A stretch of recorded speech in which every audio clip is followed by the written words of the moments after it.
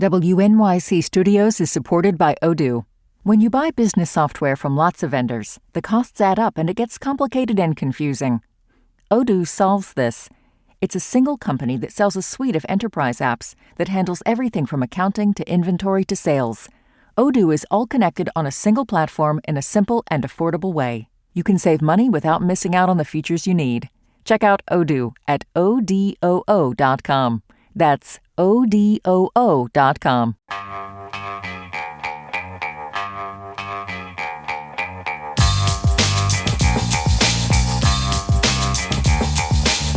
It's the Brian Lehrer Show on WNYC. Good morning, everyone.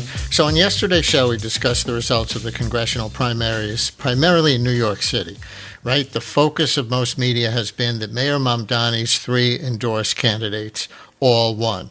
But those were all in safe Democratic districts in the city. So the race was between progressive versus more progressive Democrats, more or less. Now, that's an important conversation within the Democratic Party, no doubt, but those seats won't determine who controls Congress next year after the midterm. This year, some other races in New York, however, will. The other two consequential primaries in the greater New York City area were among Democrats hoping to run against Republican Mike Lawler in New York 17, north of the city, and among Republicans wanting to challenge Tom Suozzi in that swing district in northern Nassau County and northeast Queens. So now we'll focus on those results and those campaigns. In a little while, we'll have a short few-minute visit from Democrat Cait Conley, who won that north of the city primary in the 17th Congressional District to run against Lawler. First, let's discuss the Queens and Long Island race, now between Suozzi and Republican primary winner Michael E. Petrie. Joining me for this is Larry Levy, Executive Dean of the National Center for Suburban Studies at Hofstra University on the island. Hey, Larry, welcome back to WNYC. Thanks for having me back. Always love it. Before we even get into the Petrie and Suozzi race, any big takeaways from primary day on Long Island in general? Because I think what a lot of our listeners on the island or even elsewhere in the region know is that there's been a Republican trend in Nassau and Suffolk County in recent elections. You remember the ad, what happens in Vegas stays in Vegas? Well, the takeaway question from this is what happened in New York City, does it stay in New York City? Democrats in suburban and some of the upstate swing areas are concerned about having to distance themselves perhaps from Democratic socialists in the city. Clearly, and it's already happened, and it happened even before the primaries, Republicans are trying to tie Mamdani around the necks of potential Democratic opponents in the same way that Democrats are trying to tie President Trump around the Republicans. So what comes out of the primary is whether the Democrats who are trying to flip the House, and as you indicated, need to do this by winning in the competitive districts primarily in suburbs, whether they were hurt enough by this to make their job harder. Turnout was way down in the city, but not evenly. The data shows the left voters showed up in pockets where they had organized the hardest, and that was key to some of the results. What did turnout look like on Long Island? It seems to me, just to be really direct about it, that there were no competitive congressional primaries. The Democrats, Suozzi, and Gillen, who we might say are in swing districts, they didn't really have challengers. The Republican incumbents didn't really have challengers, and LePetrie was a runaway in the Suozzi district. The LePetrie race was considered competitive. There was some more than average resources thrown at that, but the Nassau County Republican Organization, which is still one of the most powerful and effective really in the country, was able to get out enough of a vote to blow away LePetrie's challenger.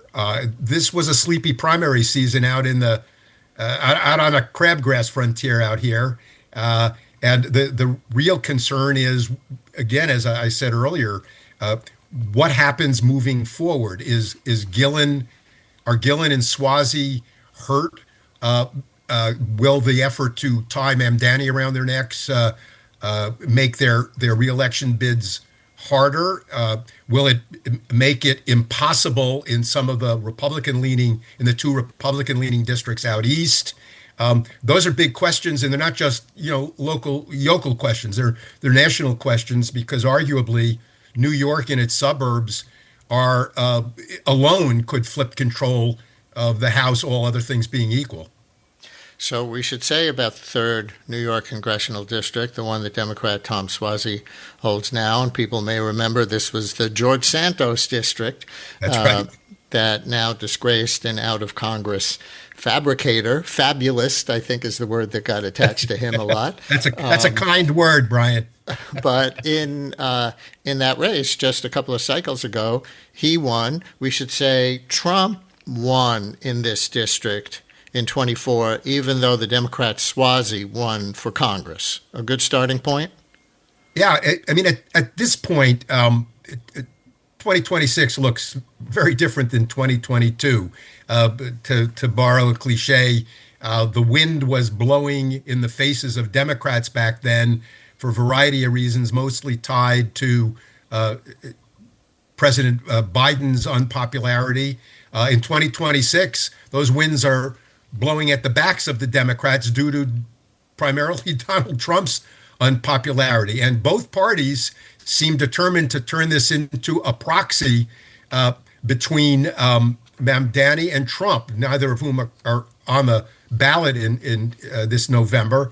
And in New York State, it doesn't look like that's a great deal for the Republicans, because if you look at whatever polls there are, Mamdani is a lot more popular in New York State, even in many suburban areas, than Donald Trump is. So if I want a proxy, I would be with Mamdani now for whatever problems he still may cause Democratic candidates in the suburbs and upstate.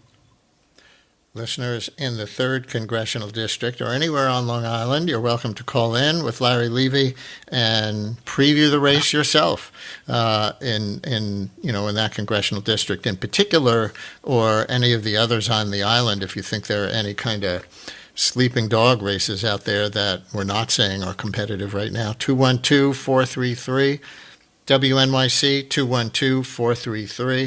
212-433-9692. But let's hear a clip of each of these two candidates. Again, Suozzi is the only New York Democrat holding a seat that Trump carried the district in for the presidential race. Here is Suozzi in November of last year, just after the mayoral election, talking directly and indirectly about Mamdani. People are economically insecure. They're concerned about affordability. They're sick of the disparities in wealth that exist and the concentrations of wealth that exist while so many people are struggling to get by. That's the correct diagnosis. I'm more inclined to follow Mikey Sherrill and Abigail Spanberger on their prescriptions and not Donald Trump or Zohran Mamdani on their prescription. Not Donald Trump or Zohran Mamdani, who he became one of the many people to mispronounce the mayor, at that point, the mayor-elect's name. He names Sherrill and Spanberger, more moderate Democrats, who won respectively for governor of New Jersey, governor of Virginia. So here's Mike LaPetrie for some context on him. This is at the Israel Day Parade just last month, speaking with WABC radio host Sid Rosenberg. Mike LaPetrie, Republican candidate for Congress, New York 3, with Sid Rosenberg. Sid, what are we here for today? Well, it's a big day. This is the Israeli Day Parade. I know how much you're pro-Israel and you love the Jewish people. And we're here on the mayor's not, which is actually very, very good news. That's great news. We want to make sure to stand up to Zohran, stand with President Trump, and stand side by side with Israel. Let's get it done. Let's celebrate.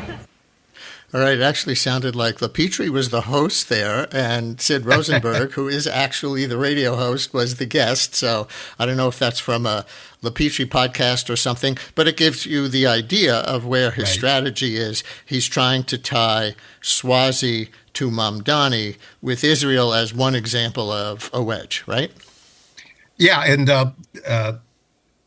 the strategy that you can probably expect to see from a lot of Democrats in competitive districts is to, again, another cliche, thread the needle, that they're not Mamdani and they're not Trump, that they are centrists who are just looking to solve problems. In fact, I think Swazi's chair of what they call the Problem Solvers Caucus in Congress. And I think you'll see that caucus start to grow a little more, at least in terms of both Democrats and Republicans in competitive districts.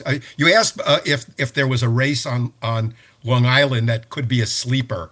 And I think the first district, which has a long history of going back and forth, lately it's been fairly red. But the enrollment... That's just for people who don't know the island. The first district, that's the furthest east. So that includes Montauk and a lot of stuff, and the North Fork as well. And, you know, stretching as far west as Huntington, I believe, which, you know, is in Suffolk County, but not as Republican a place as some of the other areas of Suffolk County. But Lee Zeldin, who is now Trump's EPA director, and, you know, they say he was even considered for attorney general just recently, was the congressman from the first district not that long ago.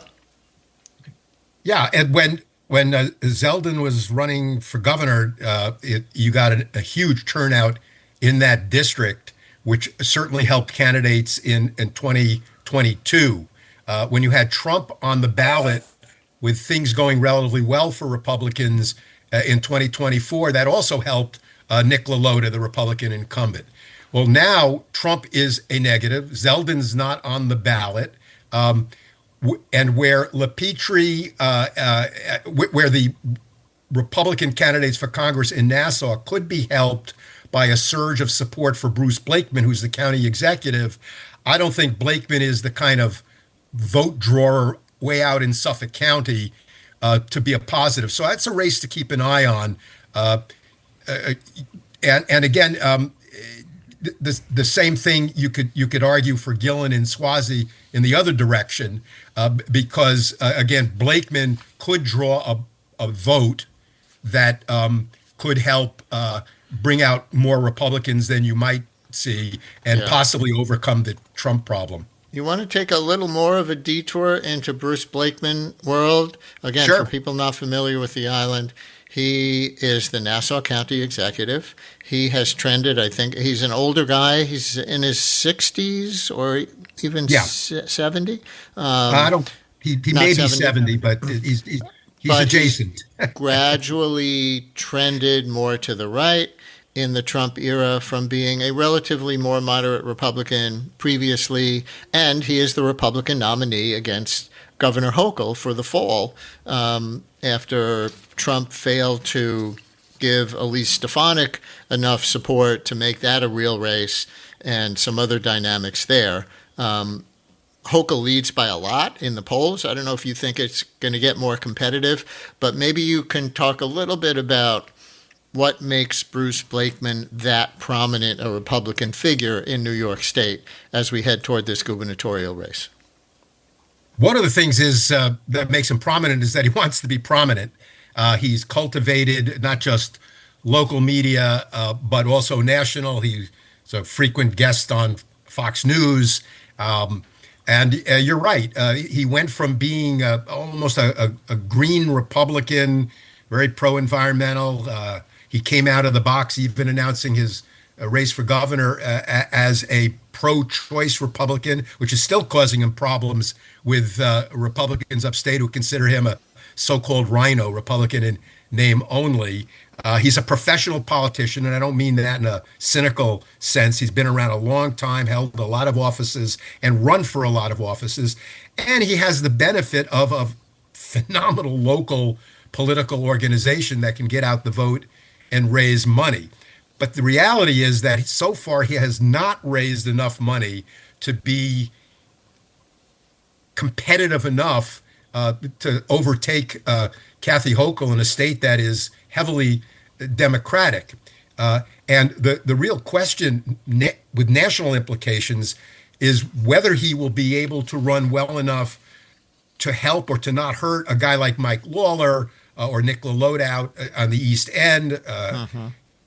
That we don't know. And that would be if I were Bruce Blakeman, my pitch to the deep-pocketed national Republicans was, you may not think I have a chance to beat Kathy Hochul, but if I get blown away, Lawler's going to go down, and you may even lose Stefanik's seat. I don't think there's a big chance of that, but it could become more and more competitive considering that the Republicans nominated an ultra MAGA candidate who hasn't run for office before, could be making mistakes, has a social media history that could be exploited to moderate voters.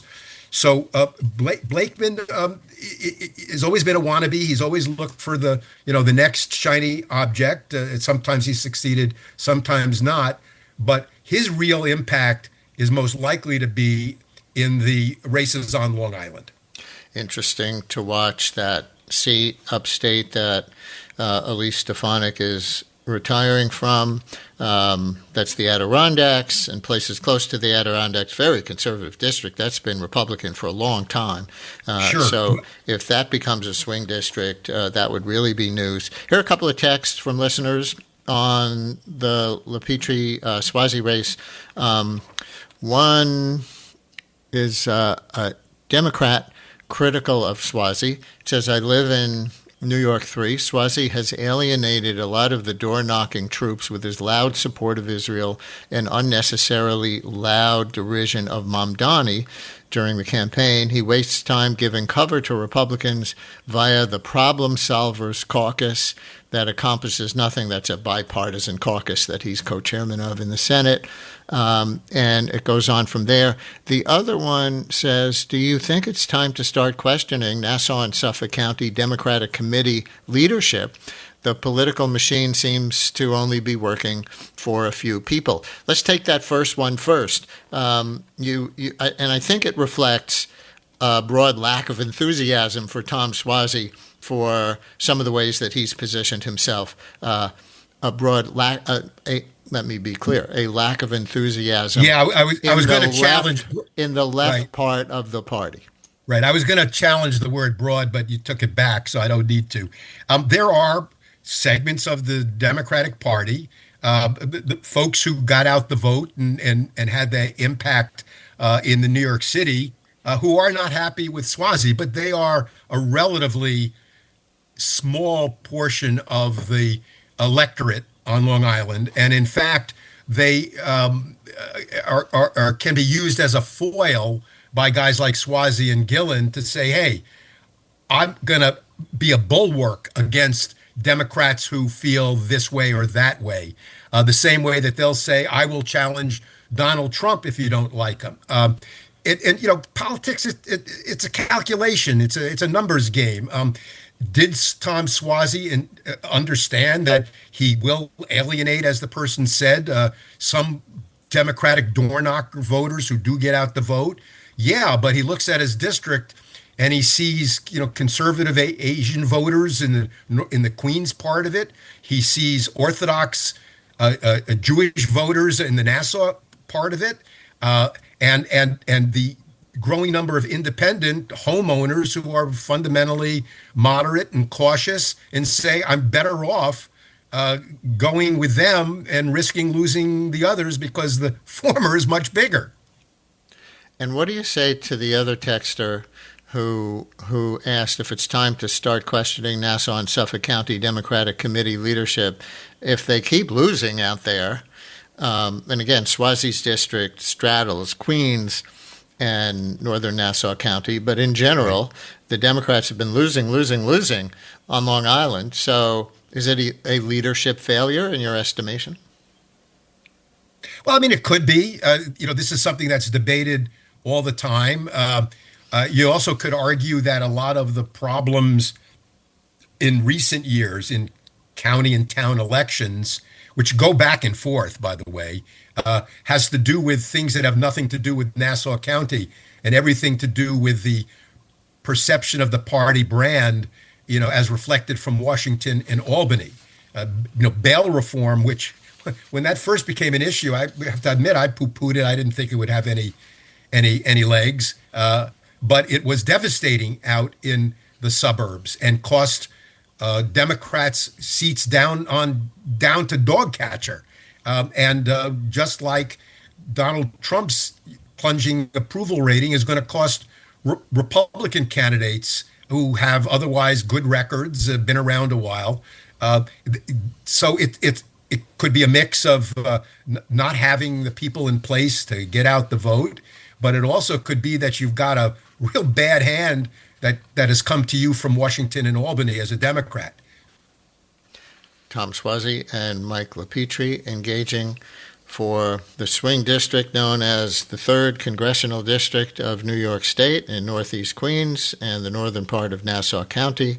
The Democrat Suozzi holds that seat now. Trump won the district in the presidential race in 2024 when Suozzi won for Congress.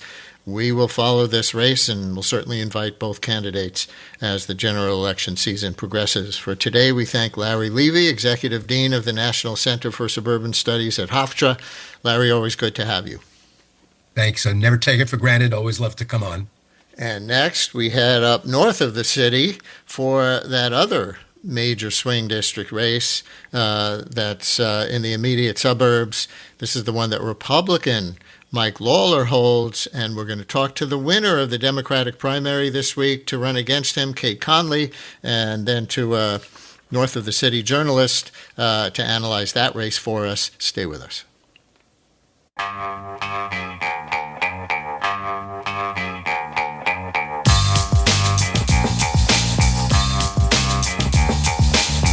Brian Lehrer on WNYC. We're getting some Supreme Court decisions in that we will do a segment on later in the show as soon as we have enough intelligence to read through them a little bit and see what they really say. One that I can tell you a little bit about right now is Walford versus Lopez. That's a gun rights ruling from Hawaii. The vote was 6-3 with the majority decision written by Justice Alito.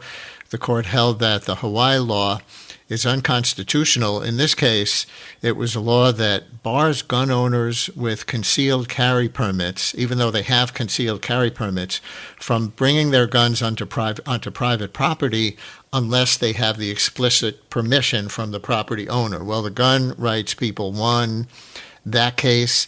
There's also a decision that I don't even want to tell you exactly what it is yet because we're reading through it in a very important asylum case called Mullen versus El Otro Lado. Does seem to be on the conservative side of that because Alito wrote the 6-3 decision in that. There's another one coming down as well, a 7-2 decision written by Kavanaugh. This has to do with the weed killer Roundup and regulations regarding that, or who can regulate it and things like that. So we are looking closely at all three of those important Supreme Court decisions that have just come down in the last few minutes.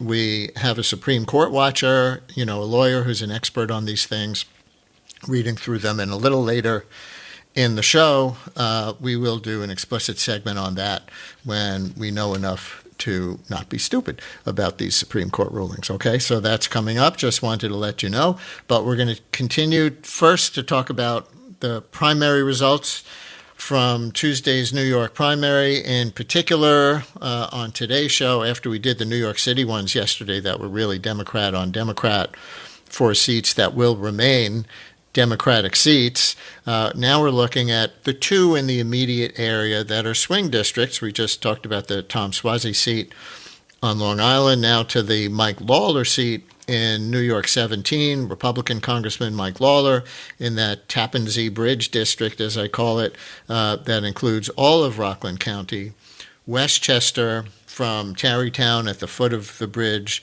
north into those portions of Westchester, also all of Putnam County and part of Dutchess.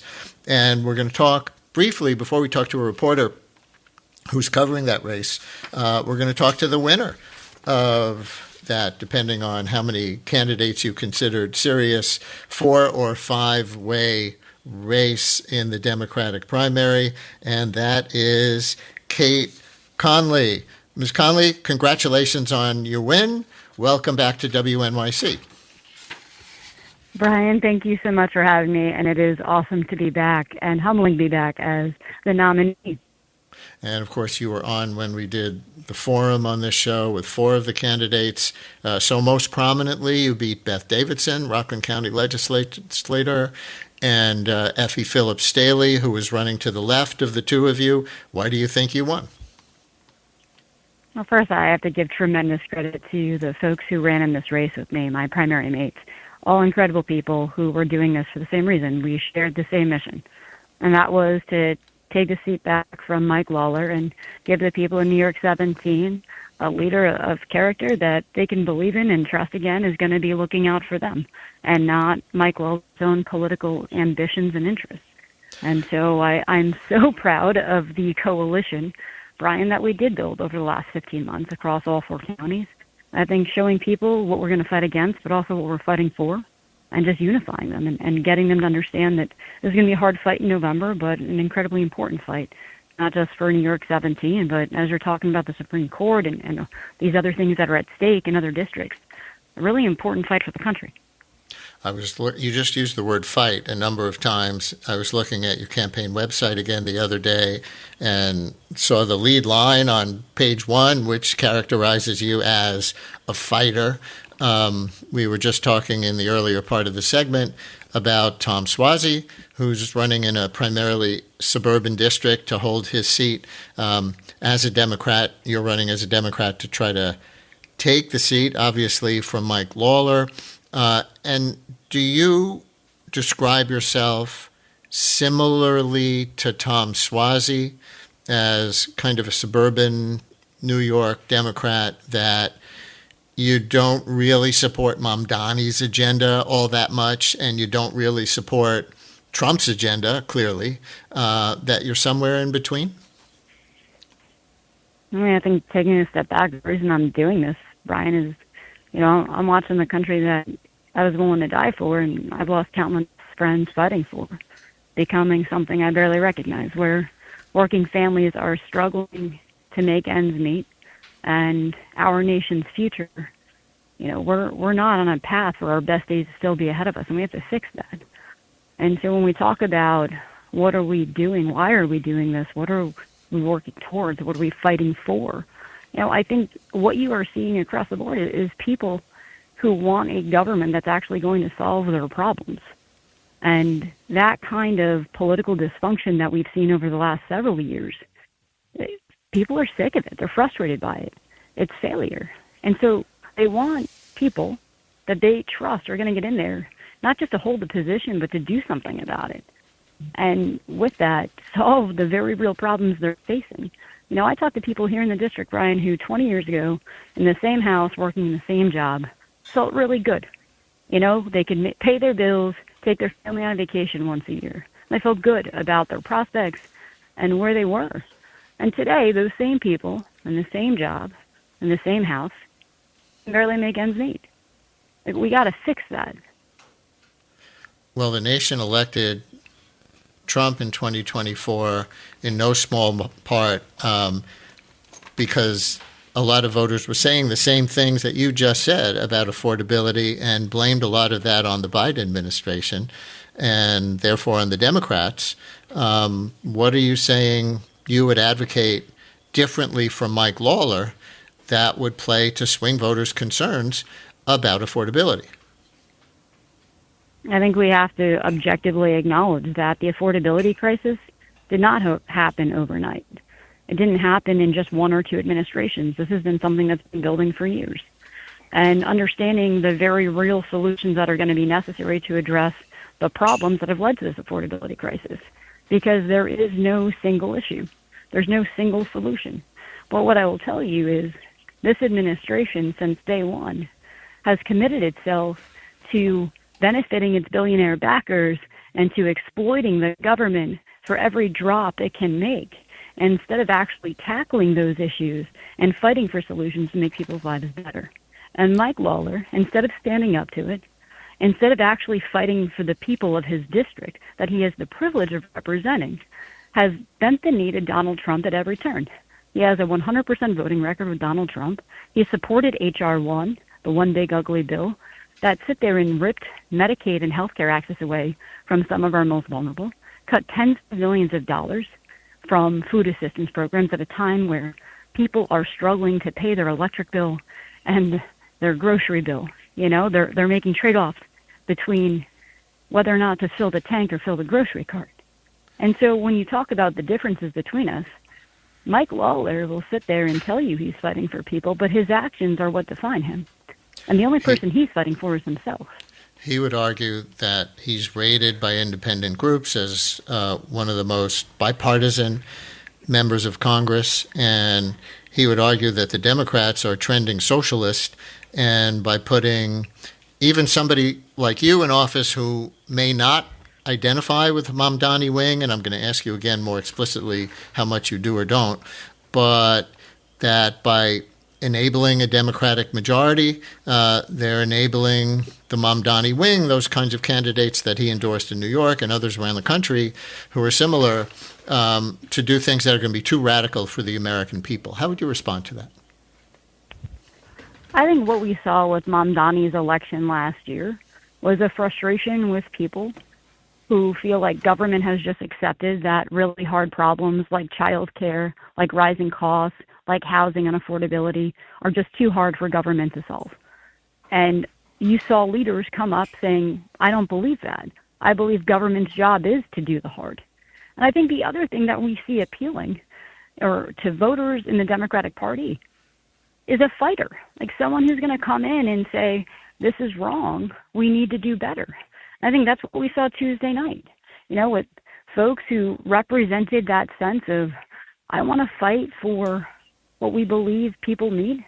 And I will tell you, you know, up here, Democrats chose a West Point grad and 16-year Army veteran with multiple combat tours to be their fighter against Lawler in November. And so I think the other part's generational change. You know, there is a new generation coming up that's, I feel like I'm inheriting a country that is worse off than my parents did, and that's failure. And so I want the next 30 years to be better than the last 30. I'm going to play one clip of Mike Lawler from this month and ask you a closing question. Here he's talking about redistricting, the redistricting wars that are going on in states all over the country, and he basically says the New York Democrats were among those who started it. Here he is.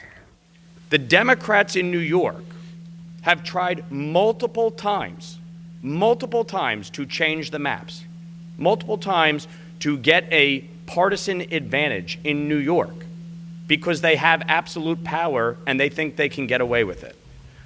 I have spoken out against it.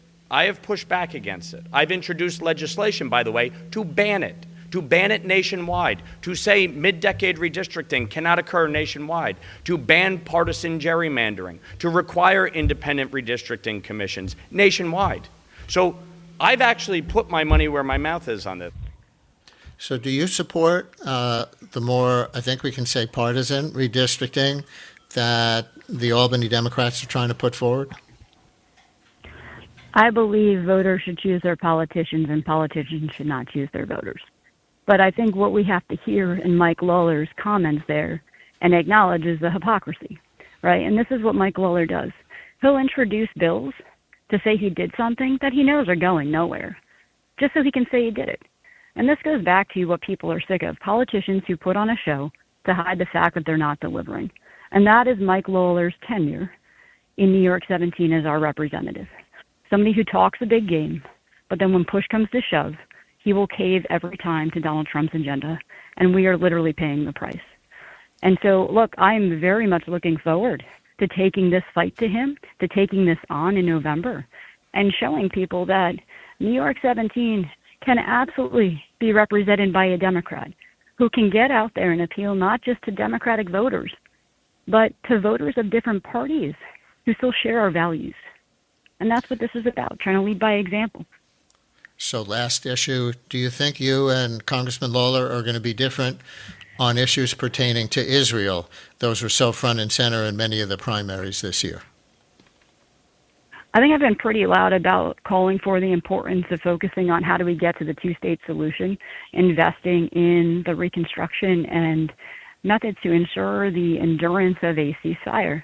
Look, Ryan, as someone who has been to war multiple times, the last thing I ever want to see is anyone's sons or daughters have to go off to war anywhere in the world. It is terrible. It is not a game. It is not a movie. And so with that, I think we need to really focus on how do we set conditions to end the cycle of violence. But I'll tell you, I do believe America has a responsibility to help ensure the safety and security of the Israeli and Jewish people. And with that, it is the only democracy in the Middle East. And I also believe that just like I'm a proud American who criticizes Trump, I can support the state of Israel and still criticize Netanyahu and how the administration is conducting itself. That's what democracies are about. So just to be clear, as an increasing number of Democrats in Congress say they're against more, at least offensive military aid to Israel, you would be a vote for? Yeah, so I have seen this in different ways play out over the years, Brian, where you see politicians cosplaying military experts, where I am not comfortable having politicians try to pick and choose what does or does not get included in the military assistance package. That is the role of our military based on the objectives that are set forth. And so we do need to continue to make sure that Israel has the ability to defend itself. And I think this goes back to focusing also on reining in this administration, causing reckless conflicts that are only going to lead to potentially more conflict down the road.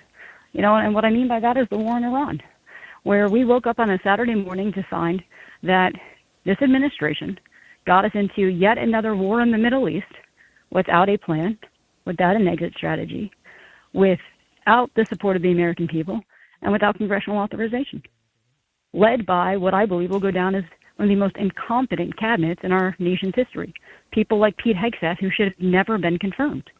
And so we've got very real issues that we need to be talking about, too, which is how do we rein in this administration to stop the harm it continues to push and leading to conditions that are not only making America less safe, but I do believe the world less safe long term. Cait Conley, who was a decorated Army veteran, I guess we say is, since I'm using the word veteran, a decorated Army veteran herself and a counterterrorism official in the Biden administration, now the nominee to run against Republican Mike Lawler in New York's 17th Congressional District in all our parts of Westchester, Rockland, Putnam, and Dutchess counties. Thank you very much for coming on with us. We're going to try to put the two of you together for another candidates forum between now and November, like we did with you and the others running in the primary. So look for that invitation, and thanks very much for coming on with us today. Congratulations again on your primary win. Can't wait, Brian, and thanks so much. Now, we're going to talk about that race and more north of the city with Kate Lisa, state politics reporter at City and State New York. Kate, thanks for being here. My pleasure. Thanks so much for having me. You just heard Cait Conley.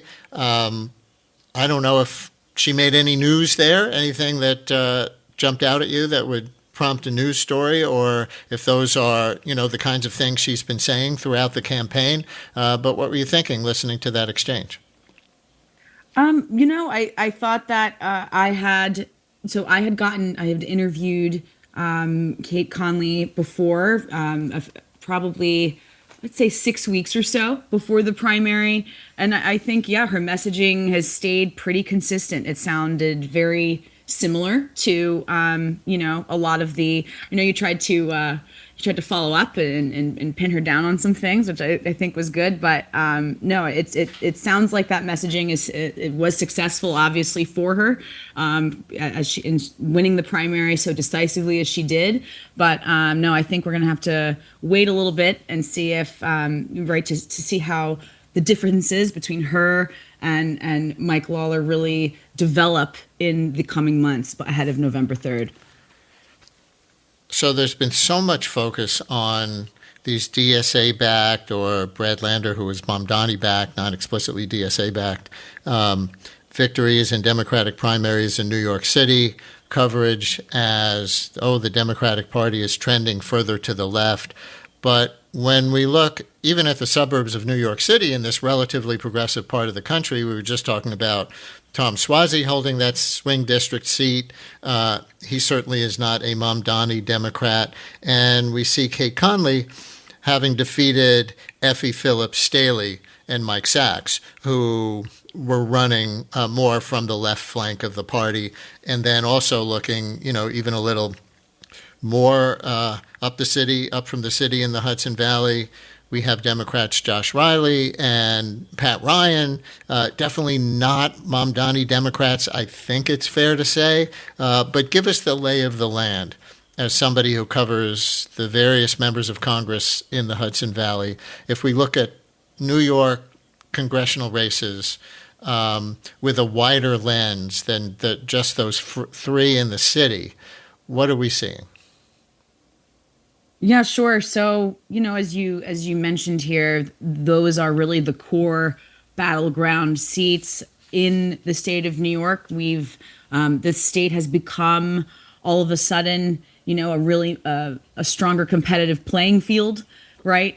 With these vulnerable districts and determining House control, and New York 17, the Lower Hudson Valley, the Upper Hudson Valley in the 19th district, like you just said, it's pretty expansive. That's currently held by Democrat Josh Riley. I think it's something. Obviously, I think New York 17 will be it's one of the few districts that the Cook Political Report has as a toss-up. I think we'll see the most attention, the most money spent there.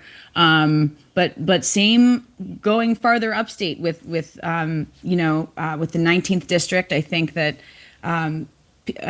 we're starting to just because of the stretch of the massive geographic footprint, right, of some of these areas.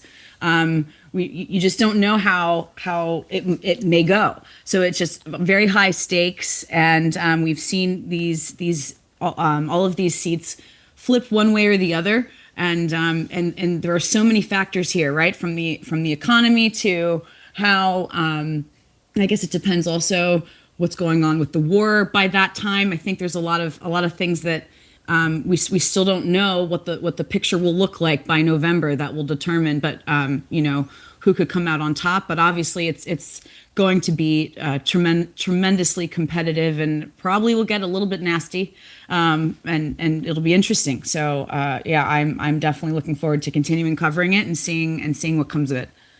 And I didn't even mention George Latimer, the Democrat from part of the Bronx and the lower part of Westchester, who defeated squad member Jamal Bowman in a primary in the last election cycle. So when you look at him and the other Democrats in the Hudson Valley we've been talking about, it's too narrow a lens to just say, oh, the New York congressional delegation is the Zohran Mamdani party, right? And that helps to put what's going on in the city in a New York statewide context and probably in a national context, though obviously there are going to be some, districts like the Mamdani endorsed candidates ones around the country. Do you think there's a factor there, though, in any of these swing districts in the Hudson Valley that works for the Democrats? I think the easy narrative here is, they all have to distance themselves from socialism. But there's another narrative that if they have some overlap, even if they don't have DSA support per se, even if Mamdani doesn't get involved personally per se, that if they're talking about certain kinds of affordability things, whether it's on childcare or healthcare or housing, that there might be some organizing of the sort that put those Mamdani-backed candidates over the top in New York City? No, I think you're absolutely right. As you heard Cait Conley do, she very carefully towed the line between not wanting to come right out and say, no, I'm against or right, I'm in the middle between like a Mamdani Democrat or, like going that far to the left. Obviously, you have to, all those candidates have to be very careful, walk a more pragmatic line because, we, as we saw Tuesday, Mamdani and the his effect, that ripple effect of getting more democratic socialists into office. It seems like that is definitely remaining popular in urban areas. We did see that upstate a little more as well, like in central New York, Syracuse, and Buffalo. But in the suburbs, and I don't just mean the suburbs around the city. I mean even farther upstate. That ideology hasn't taken foothold necessarily. I think so. So in these swing districts, you have people who may be, less of an urban voter, or they act more like a suburbanite would. And yes, they have to. So Democrats, in order to win, they have to, really discuss economic stability, public safety, things that are important across the board, but in a very, I think, in a delicate way, like I said, as you heard Cait Conley do, and I think that'll be a strategy that we'll see. I mean, I'm very interested to see how they do that, because it does seem the younger generation, or there's just more of a call for the next generation to come into office. So how far left those voters upstate are willing to go. I think that remains to be seen, but I think they're looking for somebody to just make sense of it all in this moment, as we're seeing both parties kind of go to more extremes, right, or lean into them. And I think that will be the challenge that Democrats in these seats really have to figure out how they're going to do that. In the previous segment about the swing district on Long Island, we mentioned that Democrat Tom Suozzi won for Congress, but Trump won that district in the presidential in 2024. Here's Mike Lawler, the Republican, in this swing district. Who won for president in the district 2 years ago? In 2024, it went to Harris by, I think, just a point. So if I'm understanding your question correctly, but yeah, yes. Exactly. It swings widely. I believe the district went for Joe Biden in 2020 by close to 10 points, wow. And then only about a point for Kamala Harris. So I think that shows you, right, like just the widespread here of how it can go, even though there are a higher number of Democratic registrations in that district. It's a lot of first responders, service members. I think the Congressman Lawler has said that half of the households in the 17th Congressional district either have some kind of first responder or veteran or military service member or related to one in the House, and so that really that is enough to swing the tide there faster. The pendulum there swings a little faster than everywhere else.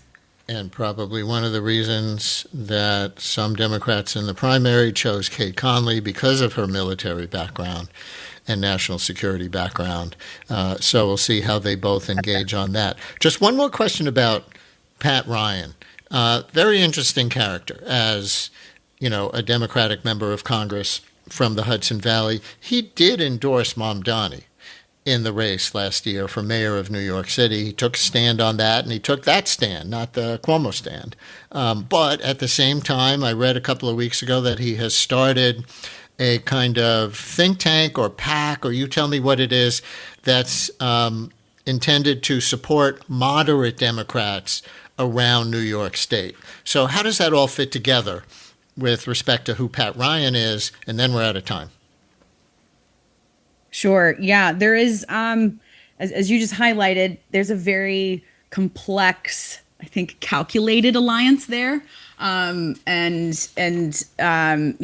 They obviously, I'm guessing here, but I'm going to think that they have discussed the value in, okay, if I endorse you, but also, we need to build up or we need to support this kind of middle ground in order to bolster the Democratic Party. I think that's I think they're having a wider perspective on how to do that, trying to be a bit smarter in their strategy, coming at it from a new strategy or a new way that maybe some of those people who've been in power a long time may not have thought about. Because you have to, if the party wants to succeed or have retake control of the House, then they have to work together, and so I think that's what you're seeing there, or why it was so important for Pat Ryan to at the same time start to push other moderate candidates, moderate Democrats, because he has been one himself as too, right? Service also playing a big part there in his background. Right. West Point grad, won a couple of Bronze Stars, if I remember his bio correctly, for tours of combat duty in Iraq. Yeah, exactly. So, he's defended his alliance with Mamdani, but also advocating for a broad Democratic coalition, and we'll have to see if they're successful in doing that. Kate Lisa covers the Hudson Valley for City and State New York. A lot of good info there. Thank you very much. Thank you so much for having me.